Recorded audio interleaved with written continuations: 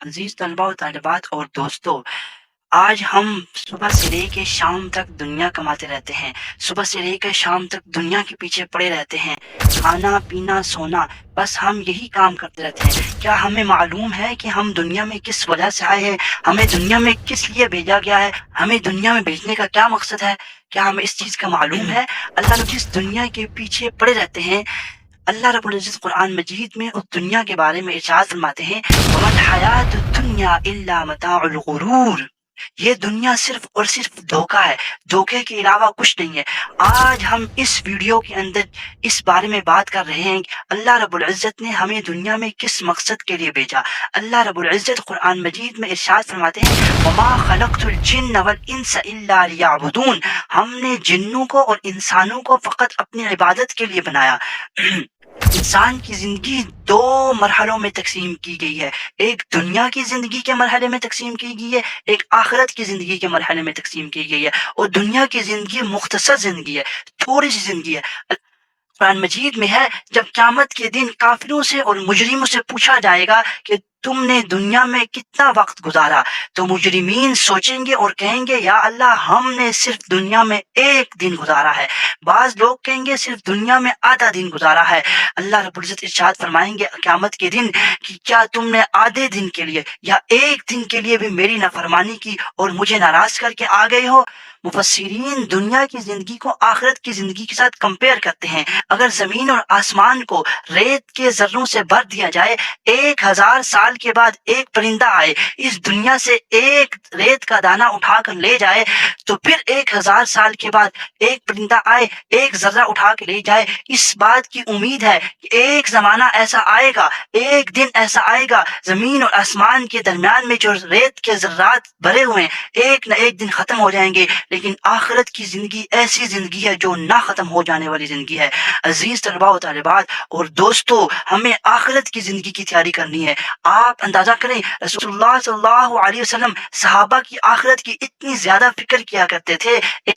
حدیث میں آتا ہے، ایک مرتبہ رسول اللہ صلی اللہ علیہ وسلم ایک مجلس میں داخل ہوئے، دیکھا صحابہ اکرام رضوان اللہ علیہم اجمعین وہ کھل کھلا کے ہنس رہے ہیں، ہنسی کی وجہ سے ان کے دانت کھل رہے ہیں۔ رسول اللہ صلی اللہ علیہ وسلم نے ارشاد فرمایا، اگر تم قبر کو کثرت سے یاد کرو، جو میں حالت آپ کی دیکھ رہا ہوں وہ حالت ایسی نہ ہو، قبر پر کوئی دن ایسا نہیں گزرتا وہ یہ آواز نہ لگاتی ہو، میں کیڑوں مکوڑوں کا گھر ہوں، میں اندھیروں کا گھر ہوں، میں تنہائیوں کا گھر ہوں اور میں مٹی کا گھر ہوں۔ پھر رسول اللہ صلی اللہ علیہ وسلم نے ارشاد فرمایا، پھر قبر کہتی ہے، جب میرے اندر کوئی نیک شخص رکھا جاتا ہے تو میں اسے کہتی ہوں تیرا آنا مبارک ہو، اچھا کیا جو تم آ گیا، جتنے بھی زمین پر انسان چلتے تھے ان سب میں سے تو مجھے بہت اچھا لگتا تھا، آج تو میرے پاس آیا ہے، میرا اچھا سلوک بھی دیکھ لے گا۔ پھر قبر اس کے لیے اتنی زیادہ کھلی ہو جاتی ہے، اتنی زیادہ کھلی ہو جاتی ہے کہ جہاں تک انسان کی نگاہ جاتی ہے اللہ رب العزت کے حکم سے قبر وہاں تک کھلی ہو جاتی ہے، اور قبر کے اندر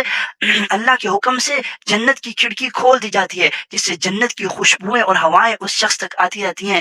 رسول اللہ صلی اللہ علیہ وسلم نے ارشاد فرمایا، جب برا شخص قبر میں رکھا جاتا ہے قبر اسے کہتی ہے تیرا آنا نہ مبارک ہو، برا کیا جو تم میرے اندر آ گیا، برا کیا جو تم میرے اندر آ گیا، اب تو میرے اندر آ گیا میرا برا سلوک بھی دیکھ لے گا۔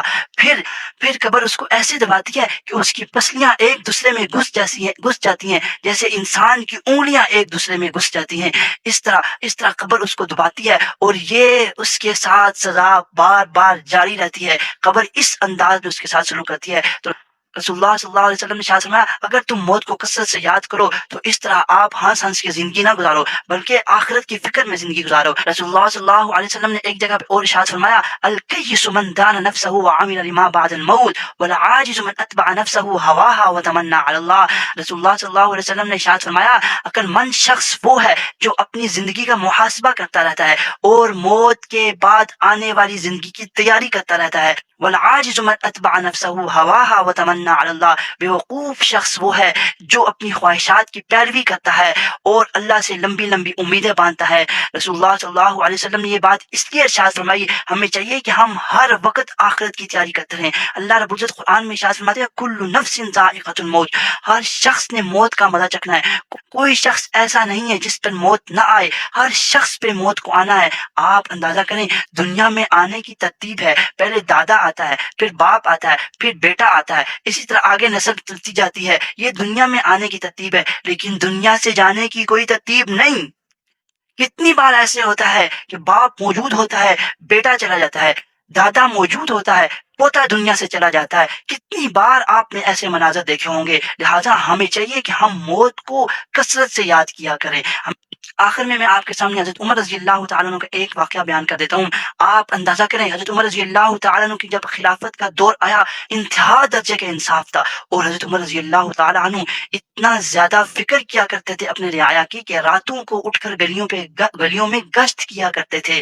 اس لیے گشت کیا کرتے تھے کہ کہیں کوئی بیمار تو نہیں، کہ میری حکومت کے اندر کوئی بھوکا تو نہیں ہے. حضرت عمر رضی اللہ تعالیٰ عنہ نے ارشاد فرمایا، اگر میں حکمران ہوں اور دریائے فرات کے کنارے پر اگر ایک پیاسا کتا بھی مر جائے پیاس اور بھوک کی وجہ سے، کل عمر سے اللہ رب العزت قیامت کے دن اس کا حساب لیں گے. تو میں عرض کر رہا تھا، حضرت عمر رضی اللہ تعالیٰ عنہ رات کو گلیوں میں گشت کر رہے تھے اور ایک جگہ سے گزرے، دیکھا چراغ جل رہا ہے، ایک خاتون وہاں پر بیٹھی ہوئی ہیں، وہ دھاگے کا کام کر رہی ہیں، دھاگا کاٹ رہی ہیں، ساتھ میں قرآن مجید کی تلاوت کر رہی ہیں، اور ساتھ میں یہ بات کہہ رہی ہیں، یہ دنیا ختم ہو جانے والی ہے، یہ دنیا فنا ہو جانے والی ہے، آخرت کی زندگی ہمیشہ رہنے والی ہے. ہمیں آخرت کے لیے تیاری کرنی چاہیے، دنیا کو آخرت کے لیے استعمال کرنا چاہیے، مال و دولت کو اللہ کے راستے میں خرچ کر کے آخرت کے لیے ذخیرہ کرنا چاہیے. حضرت عمر رضی اللہ تعالیٰ عنہ یہ سارے الفاظ سن کر رونے لگے، ان کی آنکھوں میں آنسو آ گئے اور کہنے لگے، کاش ہر مسلمان کی ایسی ہی سوچ بن جائے. اللہ رب العزت سے دعا ہے جو کچھ کہا سنا اس پر عمل کرنے کی توفیق عطا فرمائے.